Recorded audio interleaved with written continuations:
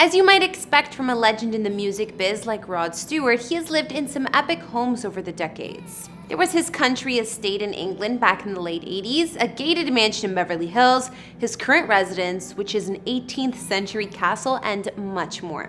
In these videos, we don't reveal any addresses, and even though I've done a house tour of my own place, please do not show up at any private residences because it's not safe for anyone. Throughout one of the most storied careers in pop music history, British singer-songwriter Rod Stewart has sold more than 120 million albums worldwide, officially making him one of the best-selling musical artists ever. But guess what? He's still willing to get his hands dirty to this day. Not bad for a kid who left school at the age of 15 only to wind up becoming a gravedigger. And sure, back then Rod might have had higher ambitions of becoming a professional football player, but I'm pretty confident he's more than happy with how things turned out. After releasing his first solo album in 1969, Stewart's 1971 album Every Picture Tells a Story would catapult him into superstardom thanks to his monumentally massive single Maggie May, which eventually entered into the Rock and Roll Hall of Fame's 500 songs that shaped rock music. Long story short, in a career that spanned over 4 decades, Rod Stewart has earned himself a net worth of $300 million, and he's dropped a large chunk of that on his real estate portfolio. For instance, in 1986, Rod bought a breathtaking country estate in England for the reasonable price of just over $1 million. A handful of years later, he'd spent a considerable sum more for a mansion located in the gated community of Beverly Hills. Not content with a home on only the west coast of the United States, Stewart picked himself up an oceanside house in Palm Beach, Florida in 1995 as well. As for Rod's most recent purchase, an 18th century castle that's located on 50 acres of land. Hey guys, it's Kara, back with another exclusive house tour here in Famous Entertainment, and today we're checking out the luxury properties of Rod Stewart. Don't forget to like, subscribe, and hit me up on Instagram to chat. Now let's get into this video.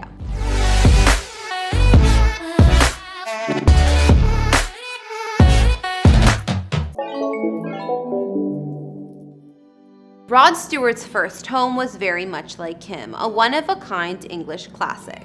This 19th century home is situated on a private 25-acre estate. Rod would live on this property for over 30 years, and while he would eventually sell it in 2019, he did so with a heavy heart. After moving into this home, Rod believed that he would spend the rest of his life here. But I guess when you begin to pick up other palatial estates, those original plans fall by the wayside. In a written statement provided to the listing agent, Rod wrote about this place. Till this day, the drive from the gate to the house takes my breath away. If only we could have picked the house up and moved it.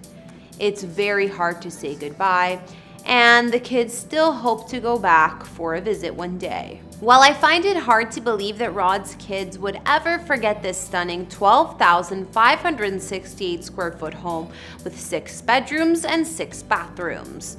First built in the 1800s, the main house was designed by Walter Ernest Tower and Charles Kempe, who were inspired by the design of Ancient House, also known as the Sparrow House in Ipswich. As a former Victorian stained glass designer, Kempe would install several examples of his handcrafted work throughout the home. In fact, this house has such history that Winston Churchill himself was said to have stayed here during the Blitz of World War II.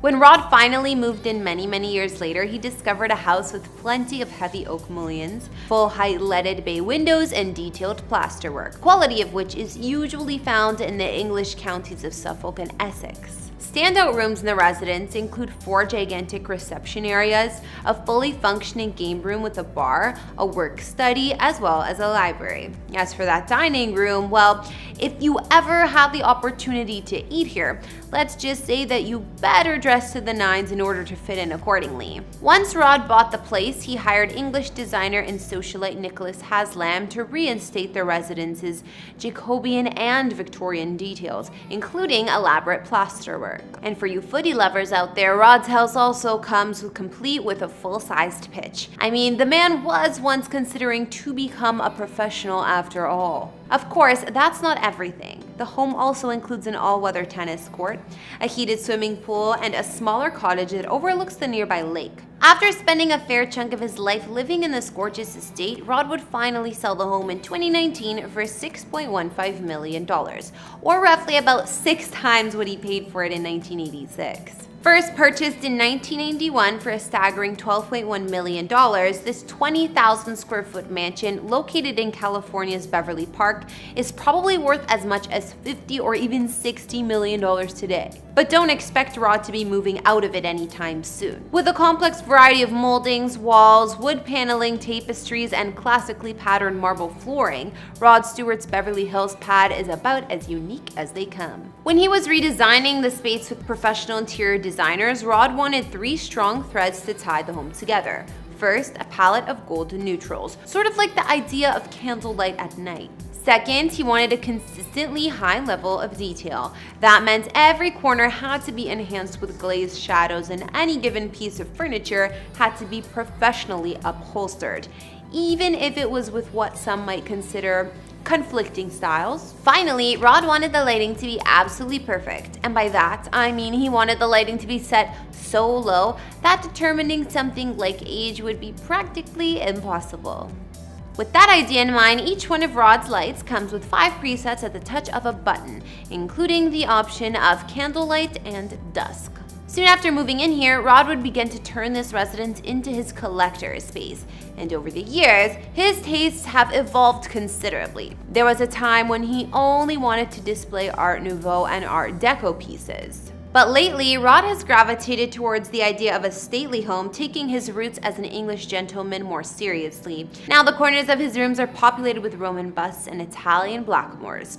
He's also developed a weakness for 18th century Italian and French pieces, like toy Scottish soldiers, model trains, and especially silver picture frames, which cover almost every tabletop in the house. But the collection that Rod is most proud of is his pre-Raphaelite paintings, which he believes is one of the largest in the world. About a third of his collection is hung on the entrance hall stairway, which include paintings of women on one side and couples on the other. When speaking with Architectural Digest about the work they've put into the home since it was purchased in the early 90s, Rod's designer told them, "Rod wanted the house to feel like an English country estate. To us, that meant creating the home of a well-traveled individual who has amassed a collection of very fine antiques, art, and decorative arts over a lifetime and combining them in a neoclassical style interior." Now, why don't we take a look at Rod's other North American home, this one located on the opposite coast. About 4 years after laying down 8 figures to buy his home in California, Rod would drop $7.2 million on an oceanfront property located in Palm Beach, Florida. Worth an estimated $20 million today, Rod doesn't plan on selling this home anytime soon. And much like his California paradise, he's furnished this place head to toe in some truly beautiful decor. To begin with, huge white arched doors provide an entrance and exit to many of the rooms of the main residence, not to mention those grand outdoor spaces. So let's start there first. The exterior is painted in desert yellow and includes a gigantic wraparound patio where Rod has been known to choreograph his stage dancing from time to time. Moving on to the inside, the home is full of a bunch of stately rooms that fit right into Rod's lifestyle, like say the dedicated piano room, which is decorated with a ton of greenery as well as a classic white piano that sits in front of a nearly wall-sized mirror. Much like with Rod's California home, there are also framed photographs all over the place, including on top of his piano. Now, this is probably one of the 2 homes where Rod spends the most amount of time. As such, he and his family just so happened to be here when the pandemic set in, and this meant that Rod was stuck in Florida for much of 2020. Poor guy, right? Finally, in 2013, Rod also bought himself this beautiful estate for $6.2 million, located in the country of Essex, back in the UK. This palatial estate includes 6 bedrooms, 5 bathrooms, and an unforgettable view of the countryside. It would take Rod about 3 years of work before he was ready to move into this house, and not all of it would go according to plan. To begin with, Rod installed a football pitch into his new home and based the design off his favorite team, the Celtic Football Club. Now, his custom-made pitch includes a team flag behind both goals as well as a 3G turfed 5-sided field surrounded by fencing. Throughout the rest of the grounds, Rod had installed a rose garden, croquet lawn, an ornamental pond, and several guest cottages. About a year after finally moving into the property, Rod had plans to install a large pool house that was meant to be around 65 feet in length.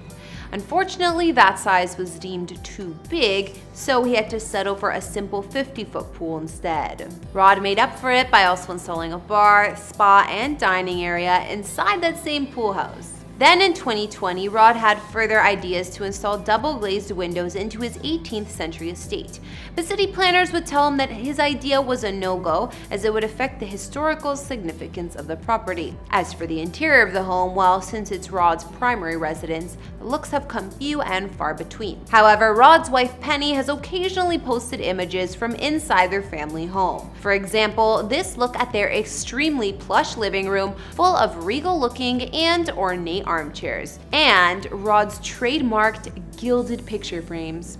Even their bedroom is filled to the brim with majesty. Take a look at this quilted headboard with silk curtain combo, not to mention the fringe bedside lights and vintage wall lights. The kitchen is opulent too, with cupboards painted a sophisticated shade of cream alongside some classy marble floors and a marble worktop counter space. Finally, the Stewart home office is similar to a palatial library with grand wooden bookcases and plenty of antique books. Well, there you have it, Rod Stewart's massive real estate portfolio in a nutshell. Which home of Rod's would you prefer to live in most?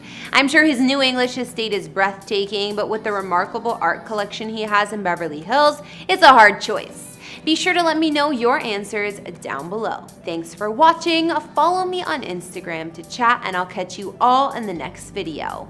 Bye!